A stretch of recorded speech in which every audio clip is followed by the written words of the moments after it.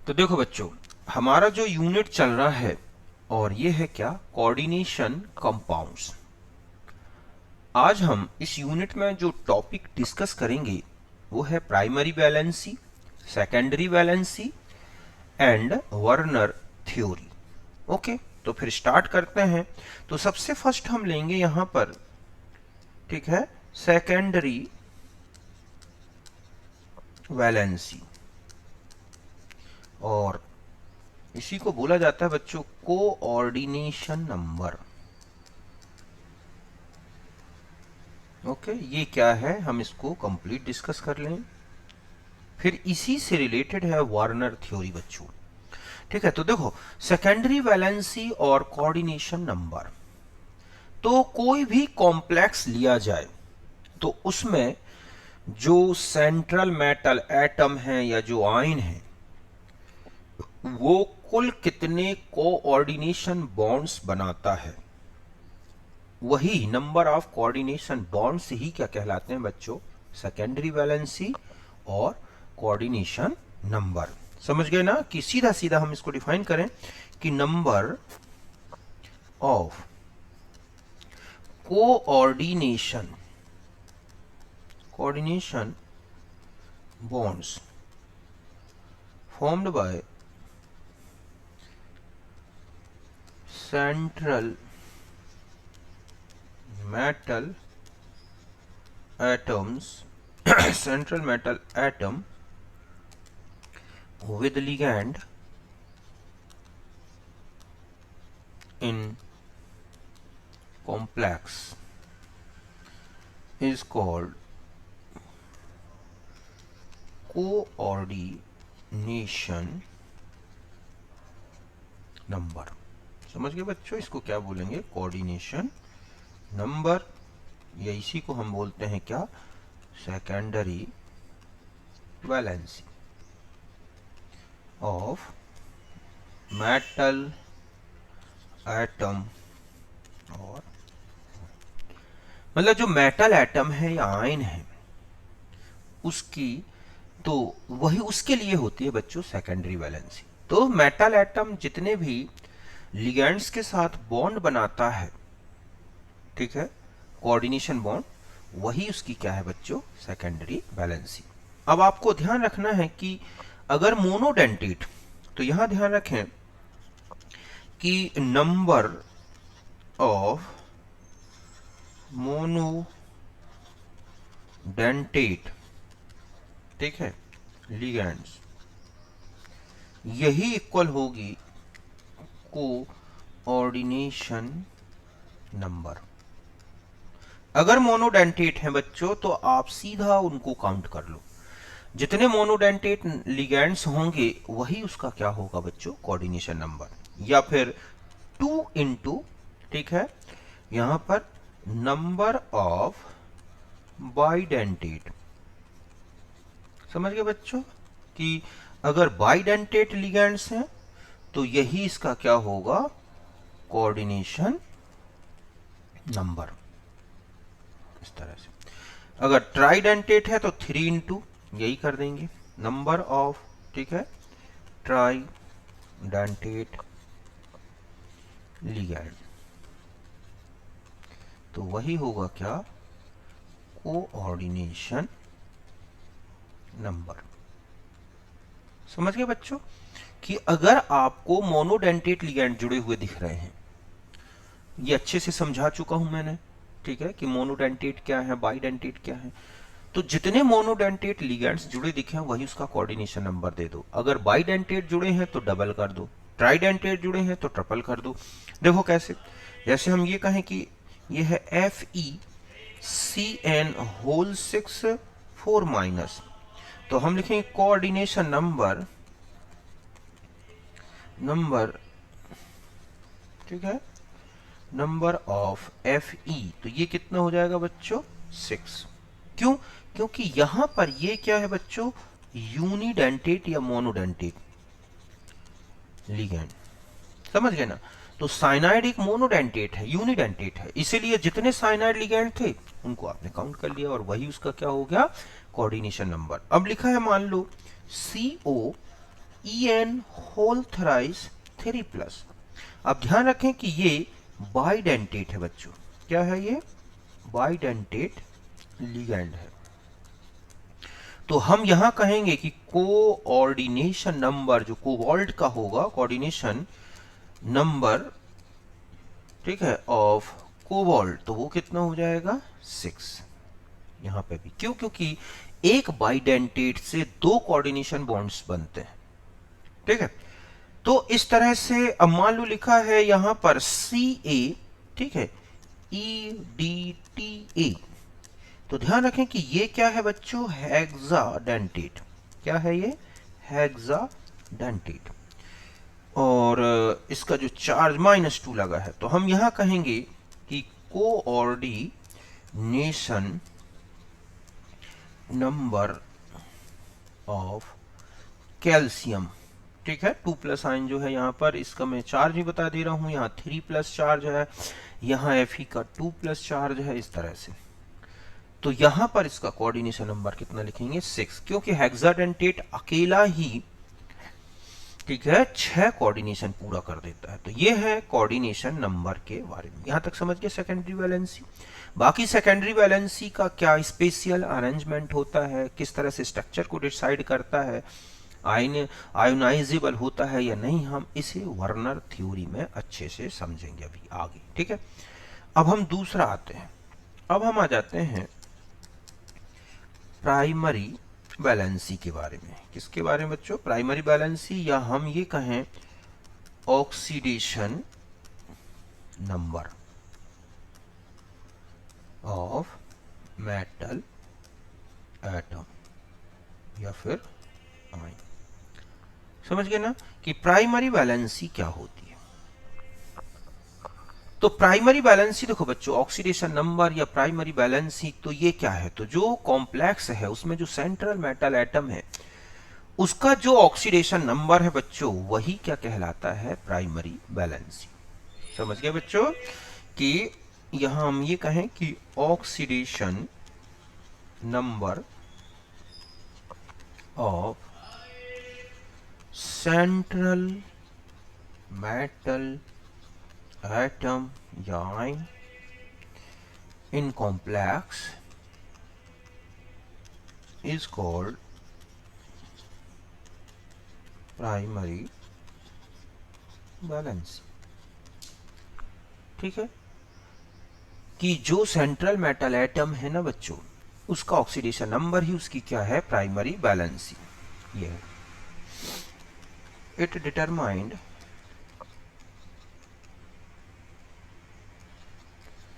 By use of oxidation number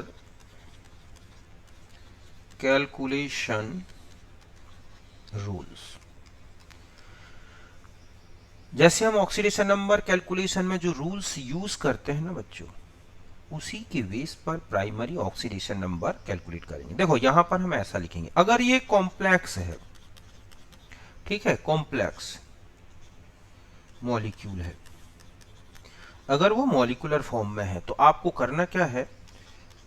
oxidation, ठीक है, number of central metal atom या ion जो भी है, इसको आप x मान लो, प्लस, ठीक है, चार्ज वैल्यू, ठीक है, विद साइन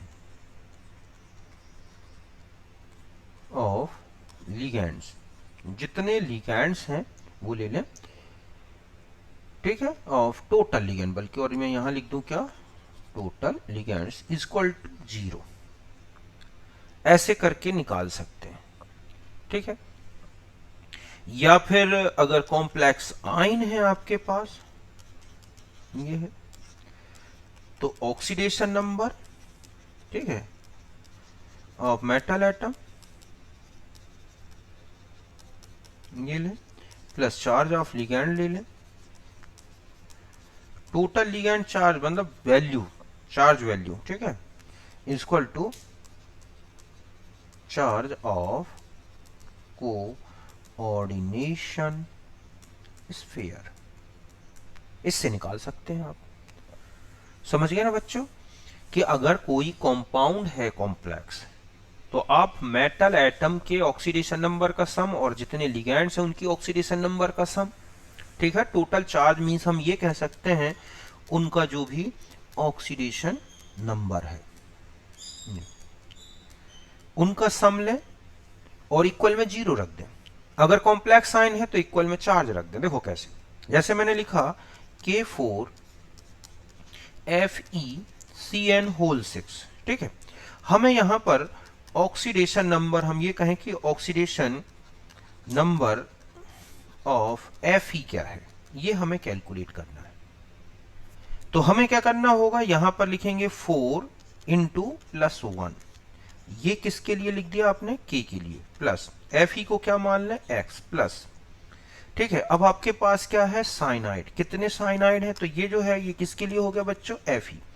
तो 6 इंटू -1, तो ये किसके लिए आपने ले लिया, साइनाइड के लिए, और इक्वल में क्या रख दिया आपने, 0। तो 4 plus x minus 6 equal to 0, तो x इक्वल टू +2। मीन्स यहां पर Fe की ऑक्सीडेशन स्टेट +2 है, यही इसकी क्या कहलाएगी बच्चों, प्राइमरी वैलेंसी। इस तरह से समझ गए ना।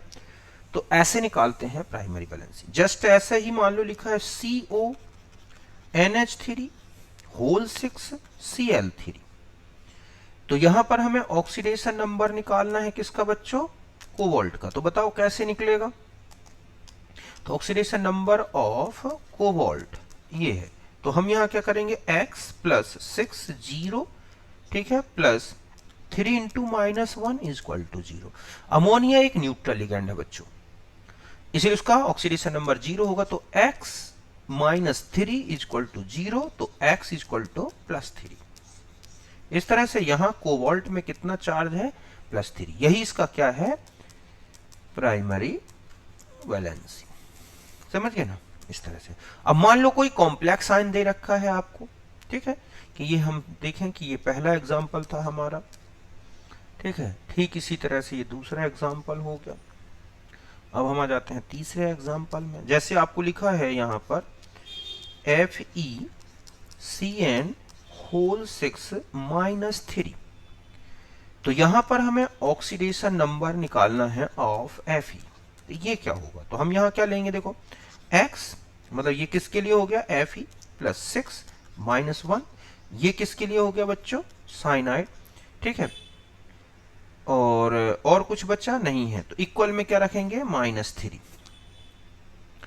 तो आगे बढ़े तो ये हो जाएगा हमारे पास x की वैल्यू देखो कितनी आ गई, ठीक है। तो आप इसे सॉल्व करेंगे तो x माइनस 6 इक्वल टू -3, तो x की वैल्यू +3 मीन्स यहाँ पर Fe +3 स्टेट में, ठीक है। तो यहाँ पर मैं ये लिख दूं, ये किसके लिए लिया था आपने, कोबाल्ट, ये हो गया अमोनिया के लिए, ठीक है, और ये क्या था, क्लोराइड के लिए। इस तरह से तो ऐसे ऑक्सीडेशन नंबर निकाल लेते हैं।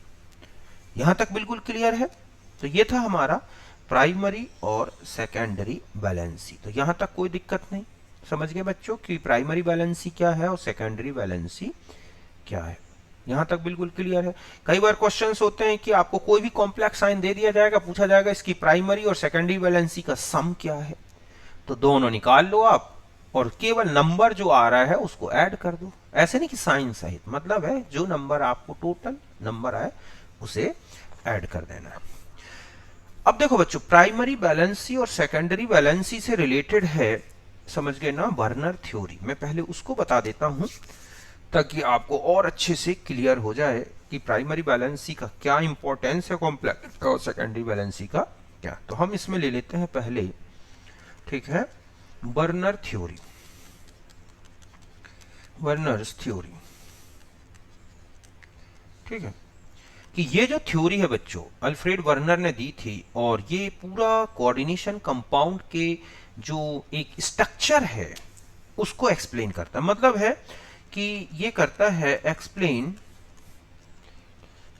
द, ठीक है, कंप्लीट स्ट्रक्चर, किसको, complete structure of coordination compound. समझ गए ना कि जो कोऑर्डिनेशन कंपाउंड्स हैं उनके कंप्लीट स्ट्रक्चर को बताने के लिए अल्फ्रेड वर्नर ने 1919 में ये थ्योरी एक्सप्लेन की थी। देखो इसके पोस्टुलेट्स अगर आप देखोगे तो क्या कहते हैं, फिर हम कुछ एग्जांपल्स लेके समझेंगे। ठीक है, पहला ये कहता है ये कि इन कोऑर्डिनेशन कंपाउंड, समझ गए बच्चों, इन कोऑर्डिनेशन कंपाउंड्स या कंपाउंड सेंट्रल मेटल एटम जो होता है, सेंट्रल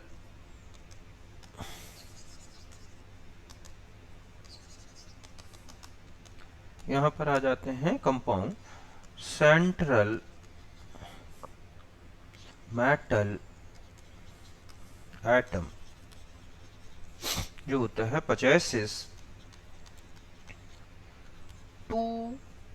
पजेसेस कितनी वैलेंसीज होती हैं, आपने देखा अभी कॉम्प्लेक्स में कि पजेसेस 2 टाइप्स ऑफ वैलेंसीज।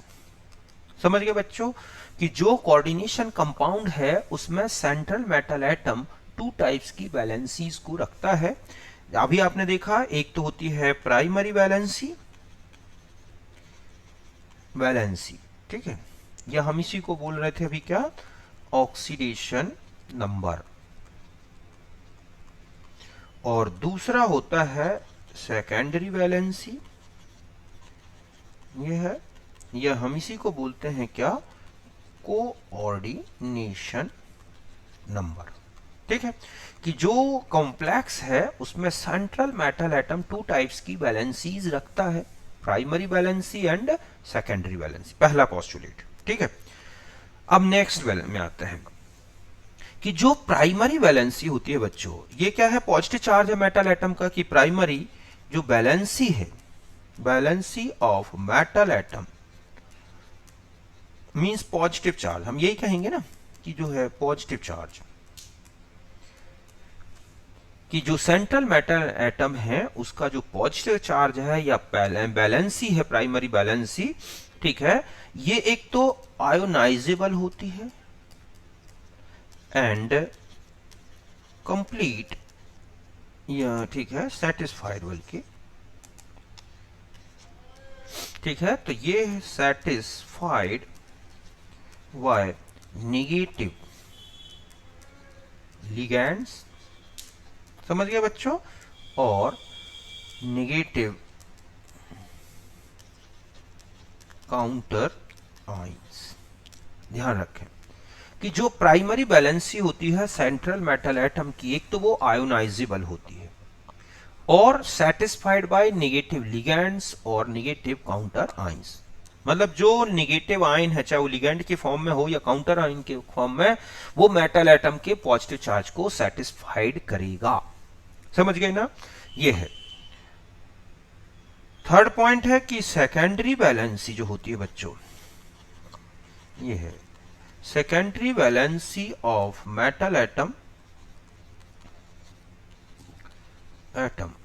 ठीक है, ये है नॉन आयोनाइजेबल। ध्यान रखें ये कैसी होती है बच्चों, non ionisable and satisfied by ligands. अब चाहे वो कैसा भी लिगैंड हो, ठीक है, सेटिस्फाइड बाय लिगैंड्स। इससे कोई मतलब नहीं है कि उसमें पॉजिटिव चार्ज है, मीन्स ये न्यूट्रल भी हो सकते हैं, पॉजिटिव भी हो सकते हैं और नेगेटिव, ये है।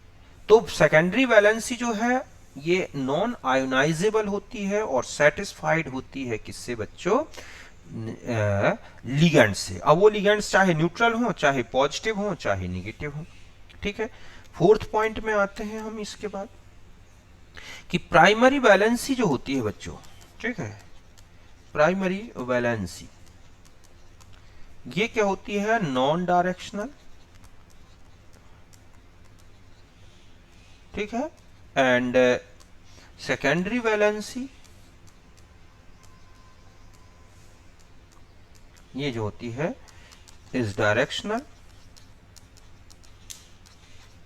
एंड स्ट्रक्चर, और ठीक है जियोमेट्री जो होती है, जियोमेट्री ऑफ कॉम्प्लेक्स। समझ गए बच्चों कि ज्योमेट्री है या उसकी जो कॉम्प्लेक्स का स्ट्रक्चर है वो किससे डिसाइड होता है? Decided by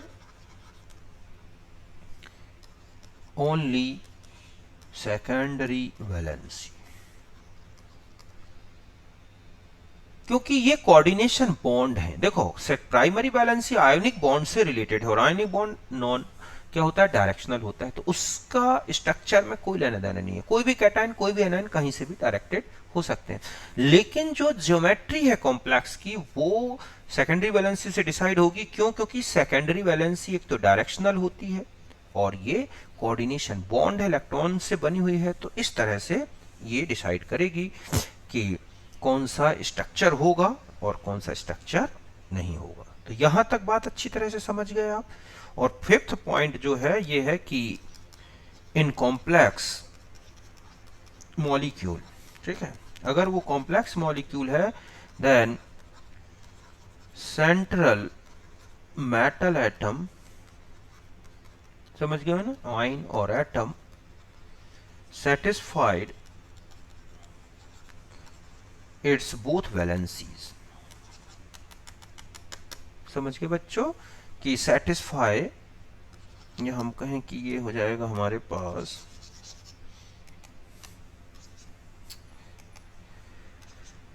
satisfy both valencies, means primary and secondary valency. तो यहां तक बात क्लियर है। अब देखो जैसे एक एग्जांपल से समझते हैं कि हमारे पास लिखा है एक कंपाउंड दे रखा है, पूछा जाए कि क्या स्ट्रक्चर होगा और क्या है। तो जैसे लिखा है COCl3 इंटू 6NH3, ठीक है, ये मॉलिक्यूल है। इसमें लिखा है कि इट गिव्स, ठीक है, 3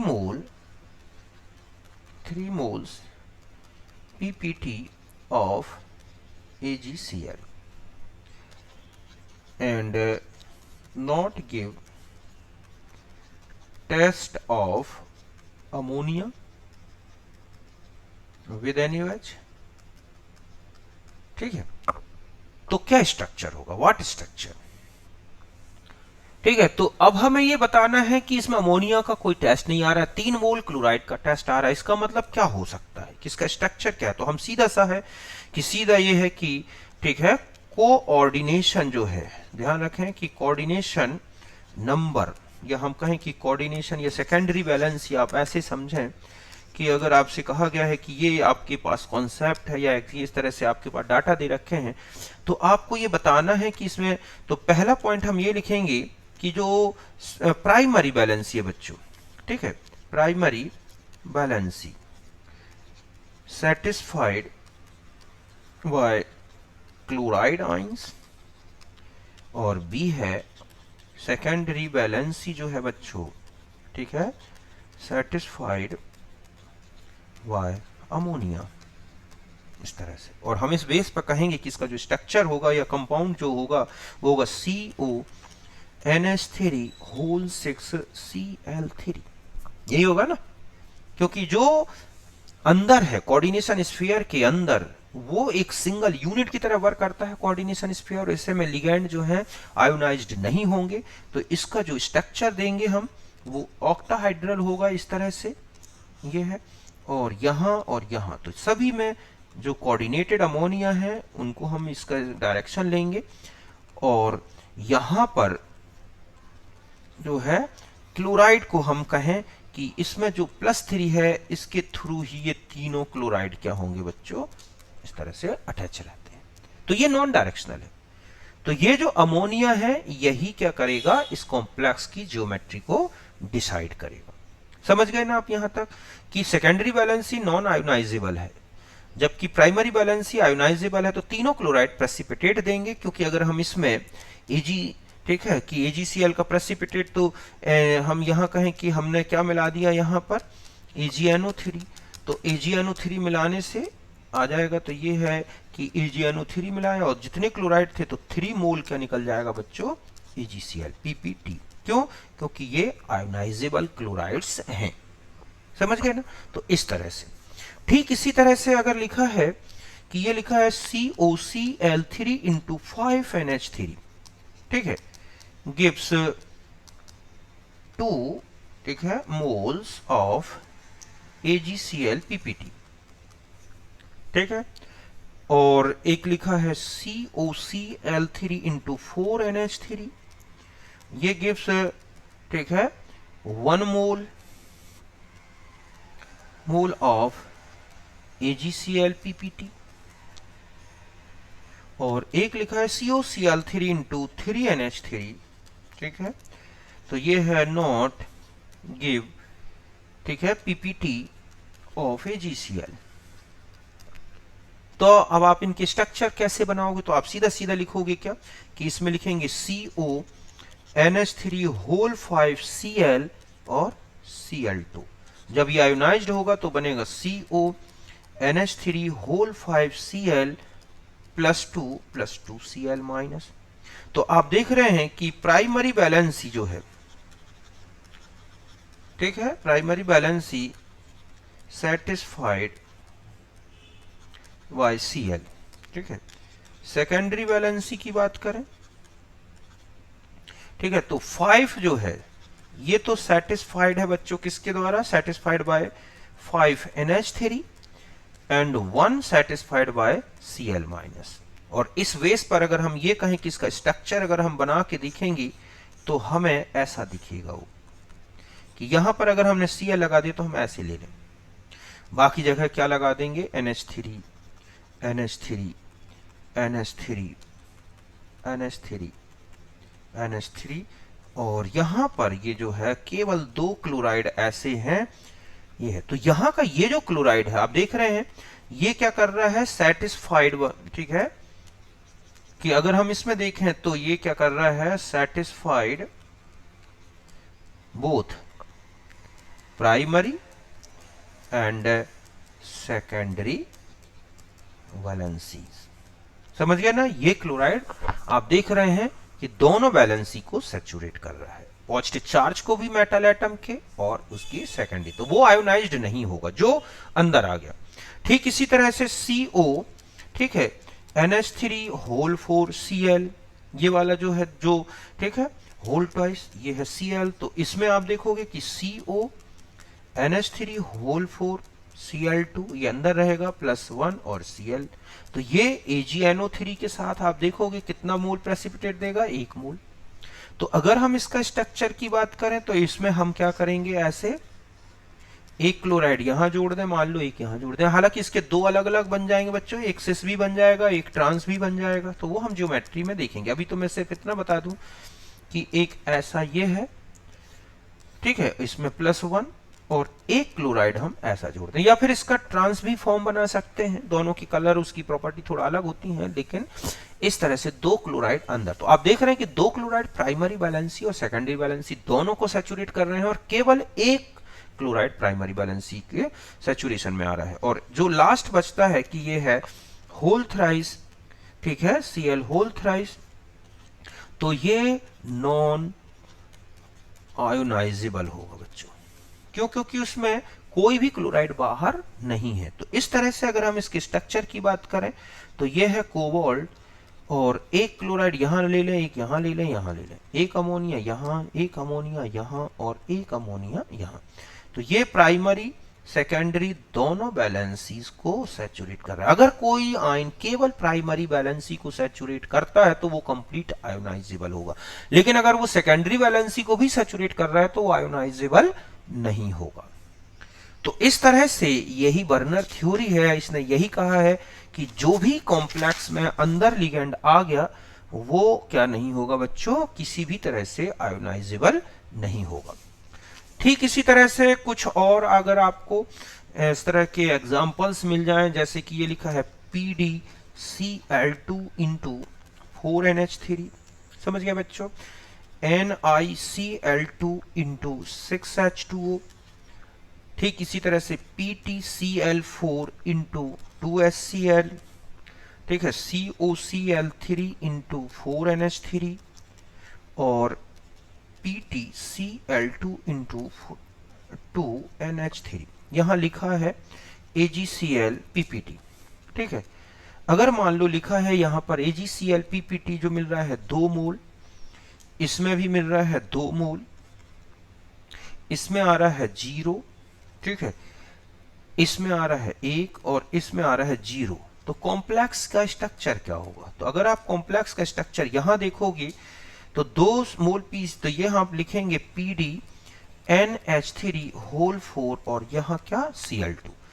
इसमें आप देखोगे कि 2 मोल क्लोराइड का प्रेसिपिटेट आ रहा है, तो आप यहां लिखेंगे Ni, क्या लिख देंगे कि 6 के 6 जो है वाटर मॉलिक्यूल आपको क्या करना है बच्चों, कोऑर्डिनेट कर देना है, और 2 क्लोराइड जो है तो यहां हो जाएगा NiH2O होल 6 Cl2। अब यहां पर आ जाते हैं, कोई भी क्लोराइड का प्रेसिपिटेट नहीं आ रहा है तो H2PtCl होल 6 होगा, सारे क्लोराइड अंदर जुड़े होंगे। इसमें 1 मोल प्रेसिपिटेट आ रहा है तो आप लिखेंगे NH3 का होल 4, Cl2 का ये और एक Cl बाहर कर दें, और इसमें नहीं आ रहा है तो आप लिखेंगे Cl2 और NH3 का होल 10, कोई भी आयन बाहर नहीं लिखना। बस फिर आप इनको देख के बता सकते हैं कि प्राइमरी बैलेंसी कितनी है फर्स्ट वाले में, सेकेंडरी कितनी है। अगर मैं कहूं कि ये प्राइमरी बैलेंसी और यहाँ सेकेंडरी बैलेंसी लिखी है, ठीक है बच्चों, कि मैं इस शॉर्ट फॉर्म में बता दूं, तो अगर आपसे कहा जाए कि इसमें निकाल के बताओ, तो प्राइमरी बैलेंसी कितनी है बच्चों, यहाँ 2, सेकेंडरी कितनी है 4 इस वाले में। यहां चले जाए तो प्राइमरी बैलेंसी कितनी दिख रही है निकल की 2, सेकेंडरी बैलेंसी कितनी दिख रही है बच्चों 6। यहां चले जाओ तो पीटी की प्राइमरी बैलेंसी तो आप देखोगे 4 है और सेकेंडरी 6 है। यहां पर चले जाएं तो कोबाल्ट की प्राइमरी बैलेंसी ये है और ये 6 है।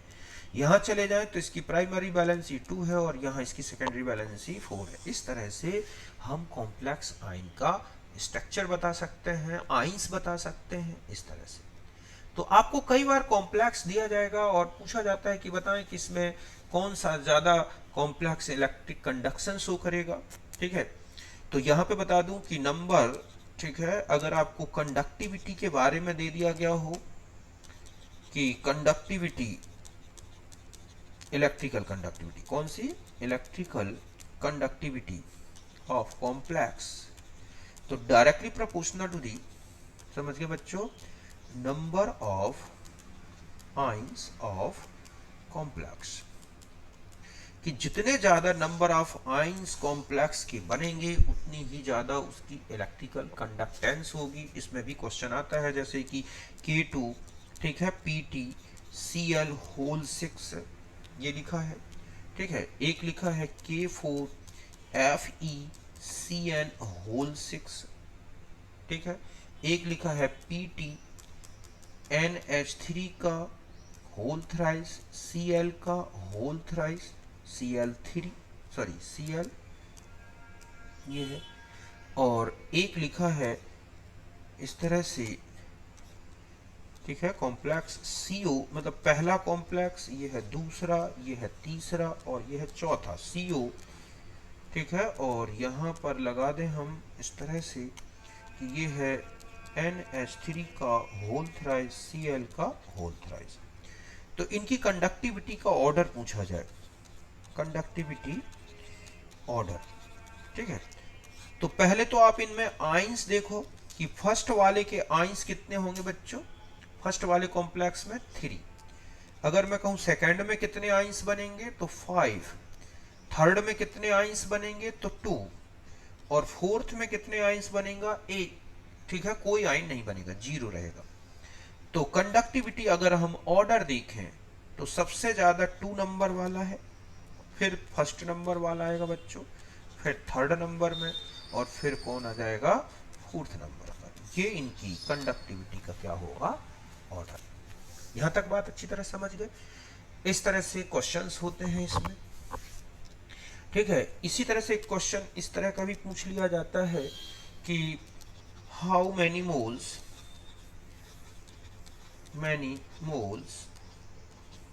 Of AgCl given by 0.1 molar COCl3 into 6NH3, ठीक है, 0.1 मोलर 100 ml, और यहां पर लिख दूं मैं क्या है ये 2 मिनट, ठीक है, इसको पूरा अच्छी तरह से बना देते हैं क्वेश्चन।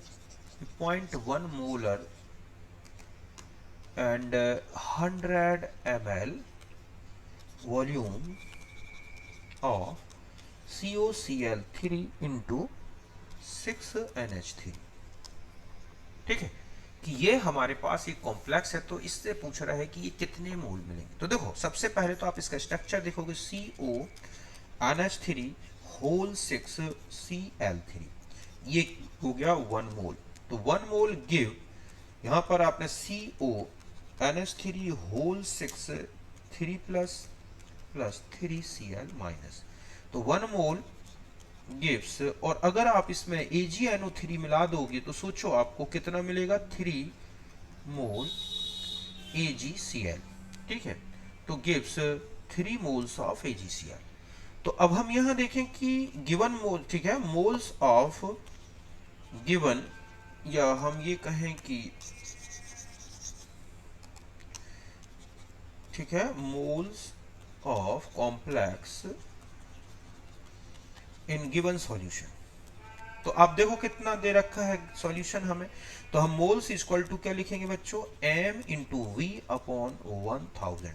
m आप देखोगे 0.1, वॉल्यूम 100, 1000, ठीक है, ये काट दें ये काट दें, 10 से डिवाइड किया 0.01 मोल।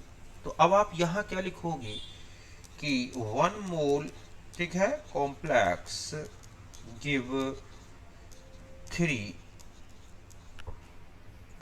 ठीक है, मोल्स ऑफ AgCl।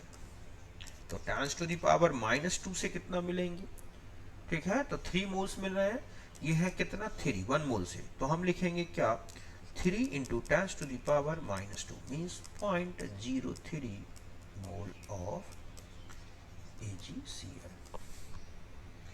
तो इस तरह के क्वेश्चन आपको न्यूमेरिकली मिलते हैं। तो यहां तक अच्छी तरह समझ गए आप। तो ये था हमारा वर्नर थ्योरी के बारे में, समझ गए ना।